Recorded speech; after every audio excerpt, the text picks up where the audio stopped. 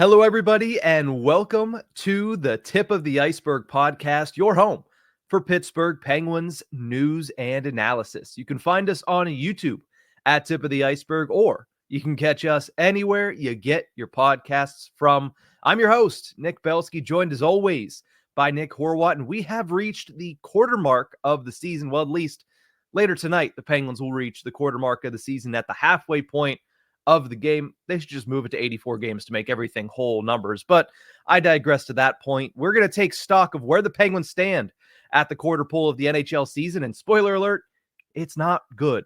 And then we'll talk about the biggest things to watch over the next 21 games as we head towards January and the full first half. And we'll finish things off with our weekly Pens poll.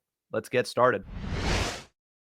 To kick things off, we're going to talk a little bit about how the Penguins, well, they've limped their way into the quarter mark of the season. They've limped their way throughout the quarter mark of the season, losing 5 of the last 7 games. They are 1-9-2 against teams that are 500 or better. They are 6-1-1 against teams below 500, so that's a nice feather in the cap, I guess. The only problem with that is 14 of their next 21 games are against teams above 500, so more towards the 1-9-2 than they are towards the 6-1-1 over the next handful of weeks. Horwat, what are your thoughts on this first quarter of the season overall before we start to parcel into this a little bit more deeply? It hasn't been good. It hasn't been fun. I don't want to say it's been no good rotten. There have been some bright spots, but most of them have come in the form of a hot start from Evgeni Malkin, Sidney, Crosby finding some legs after that, and then some impressive prospect performances. Nothing much outside of that, though. It hasn't been good in terms of, well, they're winning these games here and there. There's some chances of success. No, it's all been, when it comes to the important stuff, it's all been sliding downhill. It hasn't been a fun start to the year for the Penguins, pretty much in any sense of the word. Mm-hmm. There hasn't been too much there really hasn't even been too much to hang your hat on for this team. It's bleak. I mean, you beat the Sharks. Congratulations. A lot of teams have, and a lot of teams will. And it's not looking good. It's not looking good. No, I'll add on to that short list of positives that you can draw on. Yep. The special teams started off pretty good through the first 3 weeks of the season. They were top 10 in both categories at that point, but now you look at it, it's kind of starting to revert back to what we saw last season. The power play has dropped to 17th in the National Hockey League at 18.5%, which is still a large jump from last year, but again, heading in the wrong direction. The penalty kill sits at 12th in the NHL, still probably the best part of the Penguins game to this point of the season, 81.7% success rate. But if you look at the overall, the two big numbers, 32nd in goals allowed in the National Hockey League, 80 so far this season. The next closest to them is 71, so far and away allowing the most goals in the National Hockey League, and 25th in goals scored with 55. Horwat, I know you kind of gave a longer answer, but I want you to kind of condense it here. What is one word or phrase that you could use to describe the first quarter of the year for the Penguins? Just yikes. Yikes is a good one. Yeah. Especially considering we talked highly of the lineup and the roster looking improved, looking better, looking like the depth was a bit more robust, and that the youngsters were going to get their fair shake in terms of marinating in the minors just a touch longer and then maybe getting their call-ups. Since then, it has just been a tragedy almost. It's just one big yikes after another one. And again, like, there's not too much to hang your hat on. You beat the Sharks. Game before they got blown out by the Blue Jackets. Yeah. It's ugly. It's no good, not fun. A lot of red on this Hockey Reference game tracker. Yeah, and a lot of large red too. I'm sure you're seeing that Dallas Stars game definitely catching everybody's interest, and also, the New York Rangers game, which you stated before we jumped on and started recording. You said, "Man, this has been bad from the beginning, from puck drop," and I was like, "Yeah." Whenever you start 6-0 loss at home to a division rival, it certainly doesn't set the tone in the correct way. But my one word or phrase: reality check.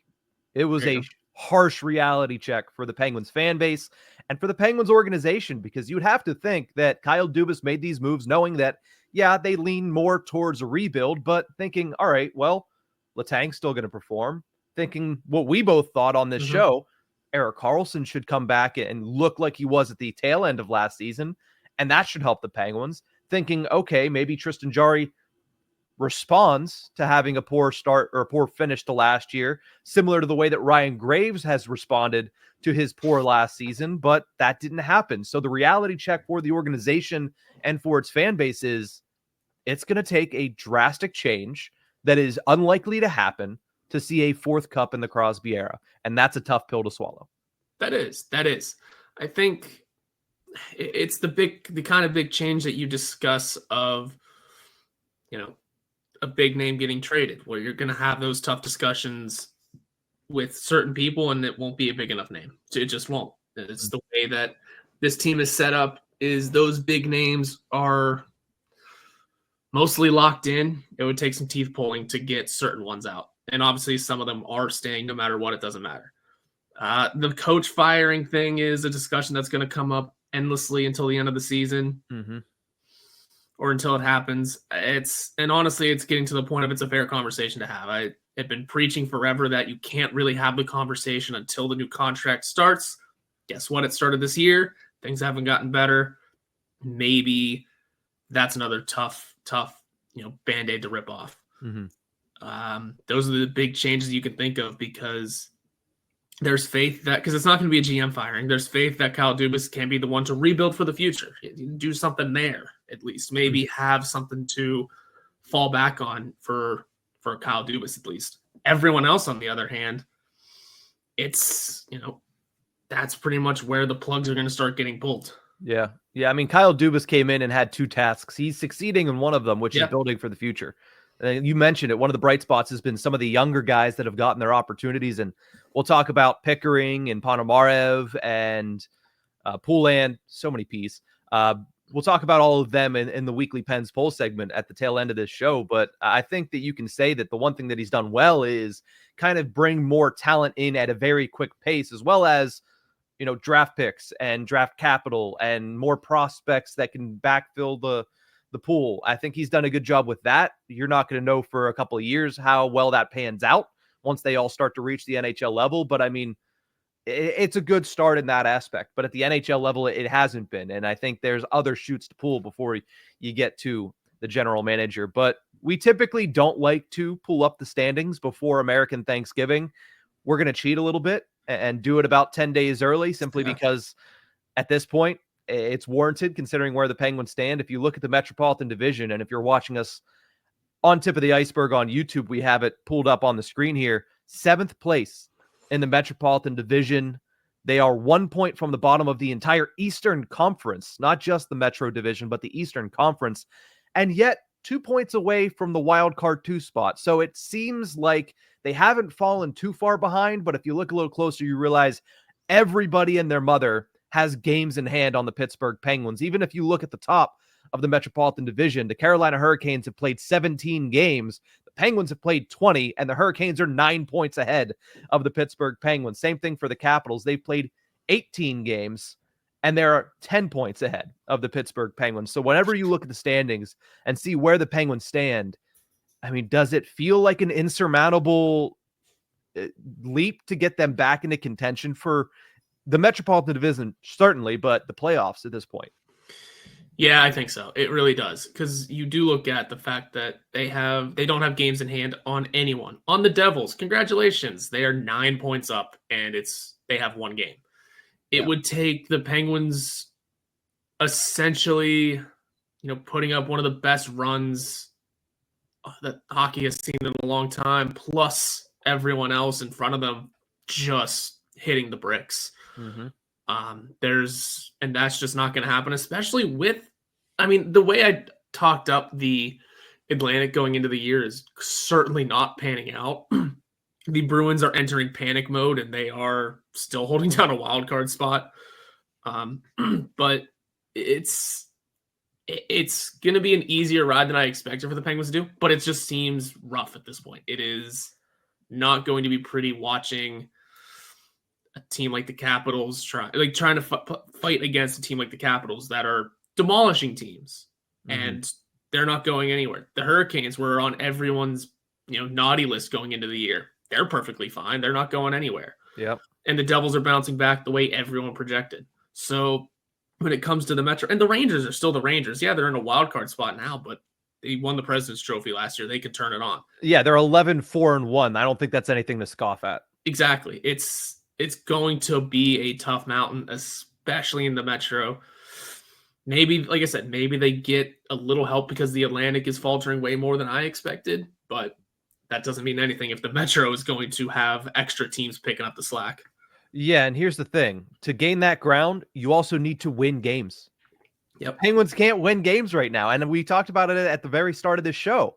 14 of their next 21 games to get to the midway point of the season are against teams above 500, of which they are 1-11 against. So they have to completely change the trajectory of their season to even get in the conversation. So I'm not going to say there's a 0% chance, but I'm going to say that it's a near 0% chance that the Pittsburgh Penguins are looking at a third consecutive season outside of the playoffs. And that might be the new norm for a little while, because I'm not sure how you turn this around. Obviously, the Washington Capitals were able to turn it around. They're having a great start to the season. They're first in the Metro, but they didn't let themselves get to this point of being this bad before they started doing that. And when you look at what they've been able to do to kind of retool around Alex Ovechkin, it's a better situation than where the Penguins stand. And you hate to see it, but they certainly handled their late stages of their core retool better than the Pittsburgh Penguins have, and you've seen them go in opposite directions since that happened. Yeah. But enough of the first quarter of the season. Let's look towards the second quarter of the season. I have 3 storylines to watch, and I think if you're watching this show or listening to the show, you could probably guess the 3 things I'm going to mention, because they're the largest storylines that everybody's been talking about. They're going to continue to be the largest storylines that everybody's going to be talking about, and it starts between the pipes. Goaltending has been a crazy story to follow for the Pittsburgh Penguins all season long. The one positive has been Joel Blomqvist. I'm not sure we're going to see Joel Blomqvist at all over the next month or two, because they're going to give Tristan Jarry some runway here. He started off the season poorly. He went down and he performed well at the AHL level, but in that first game back, he goes on the road to take on a Columbus Blue Jackets team who currently is the only team lower than the Penguins in the Metro. He gives up 2 goals in his first 4 shots, gives up 5 goals in total, and the Penguins lose by a score of 6-2. So it seems like they are making sure that Tristan Jarry gets ample opportunity to prove that he's bounced back, but the early returns since he came back have been abysmal. Yeah, it hasn't been good. And yeah, the Blue Jackets are the one team below the Penguins in the Metro. Not for long. They also just embarrassed the Bruins. Yeah. I mean, I'm not saying the Blue Jackets are playoff contenders, but no, they also have 3 games in hand on the Penguins. So they got to win one of those 3 games, and all of a sudden the Penguins are basement dwellers once again. Yep, it's 2 games, but they're back by a point. It's a point, and they can make that up like that, no matter how good or bad the team is. That's for the Penguins. That is honestly a team you have to keep an eye out for, because you're going to be battling from the ground up if they have any plans of making the playoffs, and they still fancy themselves to. So it'll be fascinating to see. But yeah, for Jarry, I mean, you can't blame him for all the goals that he gave up. Sure, fine. But the defense in front of him is bad, but at the same time, Hunter Hodes always says this: you're allowed to make a save. Yeah, you are.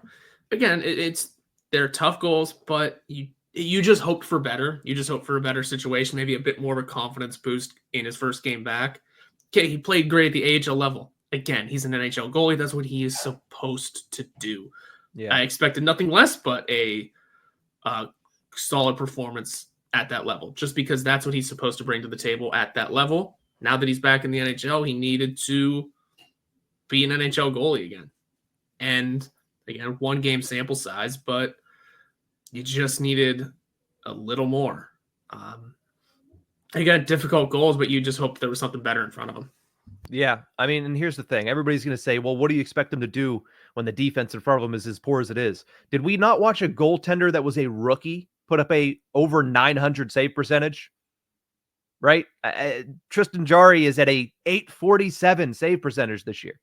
So yeah, there is room to improve even behind Swiss cheese defense. There is room to be better behind Swiss cheese defense. Two things can be true at the same time. The defense can be awful and the goaltending could be embarrassing. That's the case for the Pittsburgh Penguins. I'm not saying Alex Nedeljkovic has been much better. He has an .886 save percentage this year and a 3.7 goals against average, but Tristan Jarry is on an island right now. 5.36 goals against average is that player should not be in the NHL going forward. But unfortunately, that player has a contract that is going to guarantee that at the very least, he's on an NHL roster, if not being bought out and being on the books for the next 6 or 7 years. I haven't even looked into what that would be. Yeah, I haven't either, but I'm guaranteeing you it's more than Kyle Dubas is willing to swallow.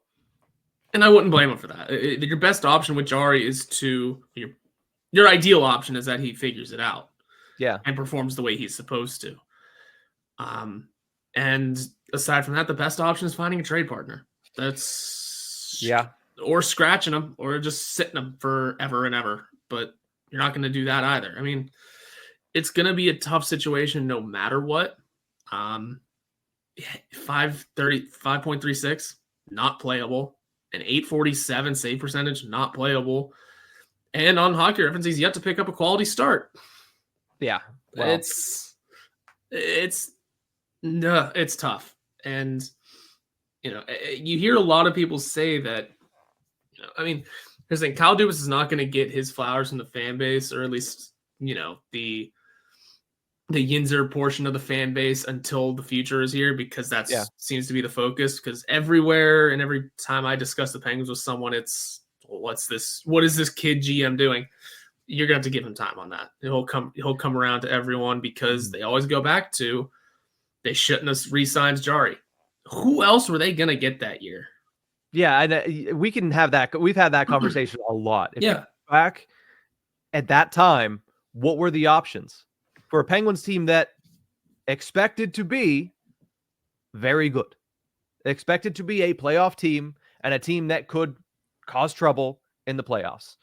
But we don't need to keep going back to that. No. You mentioned they have two options with Jarry. Sit him and just have that albatross of a contract, ride it out in the press box, trade him, or behind door number 3, Horwat, commit to the tank and let Jarry start every game. There's that too, yeah. That'll get you there. Yeah. Yeah, the issue with that one is knowing the Penguins' luck. Oh, hey, Jarry figured it out in January, guys. He's on a streak now. Well, then you trade him. I mean, literally, commit to the tank, and if good things happen, don't look a gift horse in the mouth. Trade him when the market is hot. Yeah, I mean, yeah, it's the optics will be bad in that one. The people will say, "Wow, he finally started performing," and you traded him. And then there are those of us that'll say, "Hey, go back to that episode where we said this is what should happen if all things go well." The Penguins are also never going to outwardly say that they're doing the rebuild. Yeah, I know, which is another discussion in its entirety. But second storyline to watch in the second quarter of the season, and it's a storyline that people are taking solace in. It's basically the only thing Penguins fans have to look forward to at this point. Milestones. Sidney Crosby closing in on multiple milestones. He had a rough start to the season, 7 points in his first 10 games played, including only 1 goal. But since then, he's picked it up considerably. 12 points in his last 10 games played, 8 on the score sheet in 8 of 10 of those games, 6 goals, 6 assists, and he is closing in on, like I mentioned, several milestones. He is 1 goal away from 600 on his career, which is the one everybody's paying attention to. He's 8 games played away from 1,300 in his career, 7 game-winning goals away from 100. Probably a stretch that he gets that in the next 21, but it's still there. And 26 points away from catching Joe Sakic for 9th all-time on the NHL's scoring list. So, Horwat, is this the best thing Penguins fans have to look forward to, is that their big three continue to kind of reach and surpass milestones this season?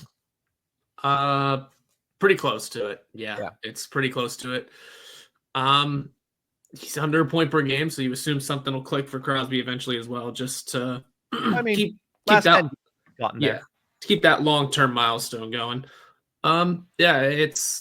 This is gonna be the only thing the Penguins fans have to watch for quite a bit, unless, like we said, unless Tristan Jarry figures it out, and unless certain things start to fall into place. Maybe the youngsters start to really show out. Maybe that's also something the Penguins fans can look forward to.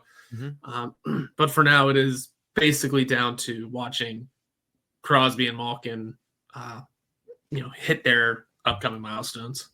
Yeah, and it's not great because that's what it feels like everything has been. It's like, oh, we're going to have another celebration for a milestone. It's like, yeah, because that's the only way you can pack that building at this point, because they're not watching good hockey once the game begins. It's just a matter of what can 87 and 71 do, because even 58, I mean, hopefully he feels better. Obviously that illness is, you go through a full weekend of being sick. That's never a fun thing to do. But, 58 hasn't been good this year. 65 hasn't been good this year. It's been 87 and 71, and then, their band of merry men, as you like to say about Neil Pionk for the longest time in Winnipeg. Oh, well, now the Jets are the Jets. Yeah. But it's Crosby, Malkin, and occasionally maybe we'll see guys have good days. We've seen Anthony Beauvillier score a lot this year. We've seen Jesse Puljujarvi really kind of show himself this year. Great stuff from him. Everyone else, like I said, we'll discuss the youngsters in a little bit, so I won't say Owen Pickering's name yet. Yeah. And Lars Eller is still 7th on the team in scoring, despite being gone for about a week now. Yeah. So speaking of Lars Eller, that's the third storyline to watch. More trades, because we're probably going to see them. Lars Eller was just the beginning, especially if they continue to perform at the way that they're going to perform. The buzzards are going to circle, right? The people are going to come in. They're going to pick this team for scraps, and the roster is mostly up for grabs. Obviously, you can tell the names that are probably not going anywhere, but the rest of them likely gone. Yesterday in The Athletic, Josh Yohe said both the Canucks and Oilers have shown interest in defenseman Marcus Pettersson. That seems like a matter of when and not if he ends up being traded. You can add in a guy like Rickard Rakell, who Yohe also mentioned and we've been talking about for a couple of weeks. Noel Acciari's probably on that list. Anthony Beauvillier, if he continues to score goals, no matter how he scores them, if he puts goals in the back of the net, he's going to be on teams' radars. Michael Bunting. There's a long list of names that could end up being traded between now and January 5th, which is when we reach the halfway mark of the season. Did you say Drew O'Connor's name in there? I didn't, but I mean, he's also having a really bad season. Yeah, but you can sell a lot of teams on. He's a young guy, under $1 million, fresh start, have at him. Yeah, big body, physical, good on the forecheck. Knows how to play the game and has played well alongside Sidney Crosby before. You can sell a lot of teams on that. Yeah. To bounce off of what Yohe wrote, I've also been told that it wouldn't be shocking to see Pettersson and Rakell gone by the deadline. The Pettersson one's not shocking, for obvious reasons.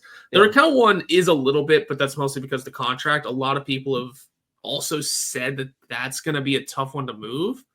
But new circumstances of him having a really good season. I mean, he's leading the team in plus minus right now. He's one of, I think we discussed this, is one of only 2 or 3 players over 0 with a plus rating. And new stuff from Elliot Friedman where the salary cap might be going up by about $10 million next year and another couple million the year after. Suddenly a $5 million Rickard Rakell who could get you 20 to 25 to 30 on a really good year goals. Suddenly that's much more swallowable.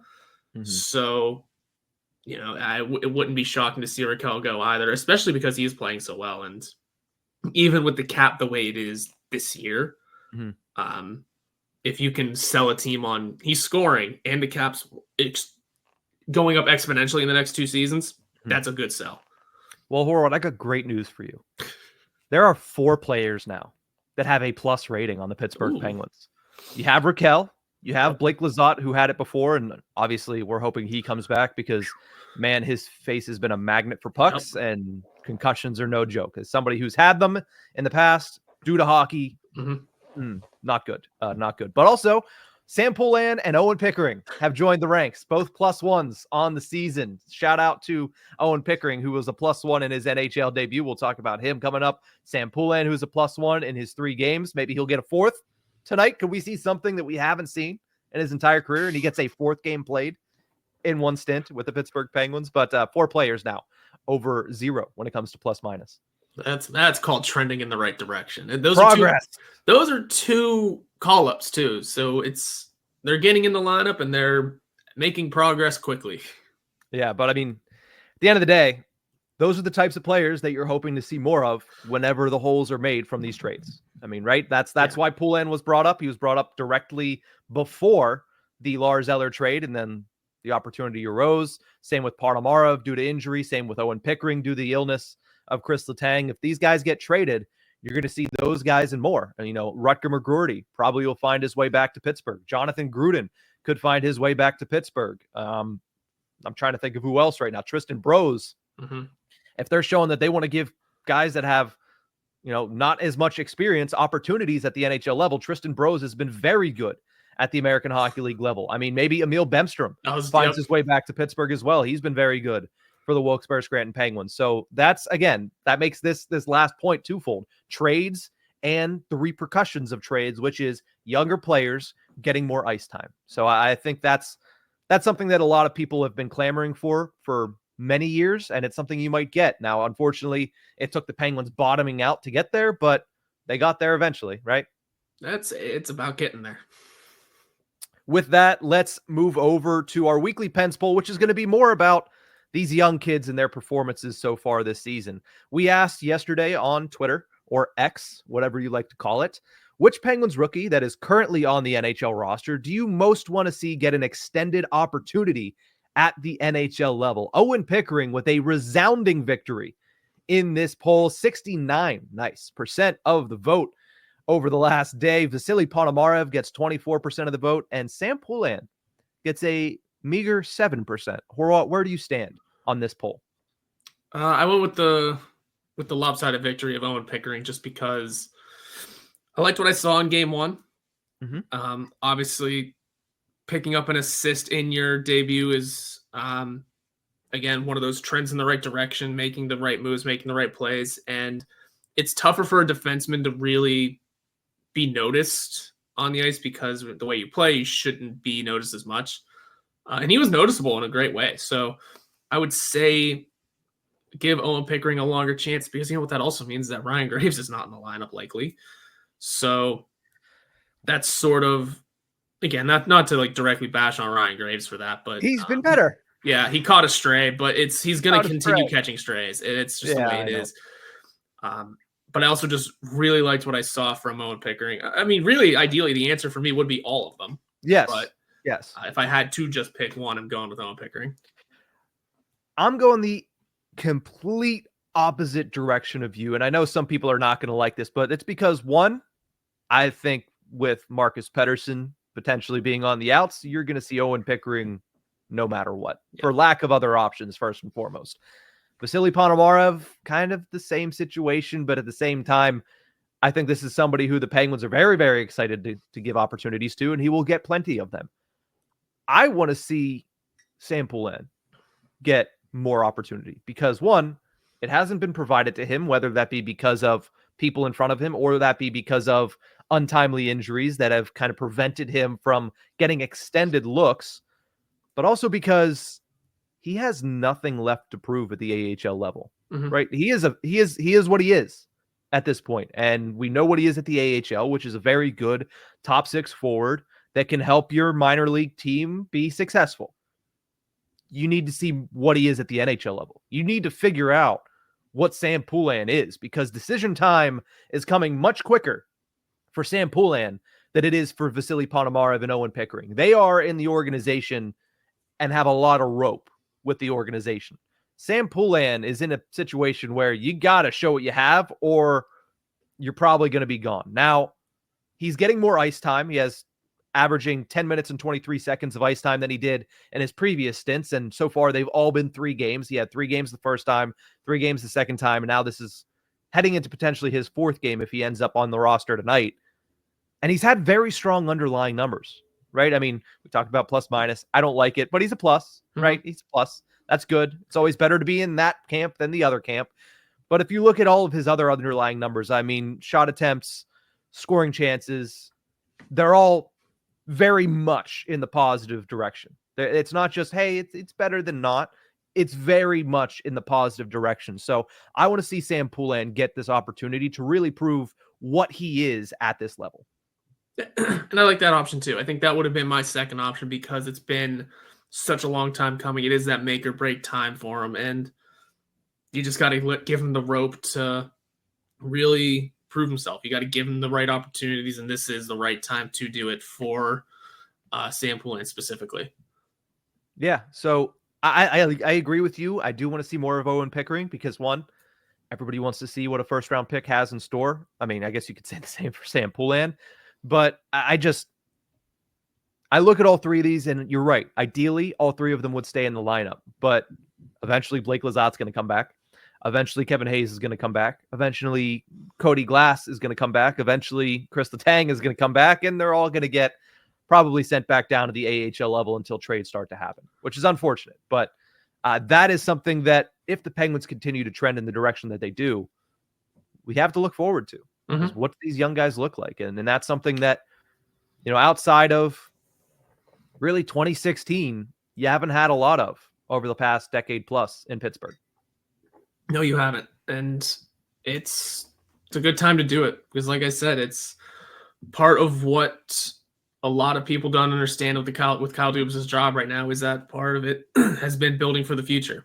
Yeah, he's been doing a good job of it. We'll keep preaching that he's been doing a good job of it.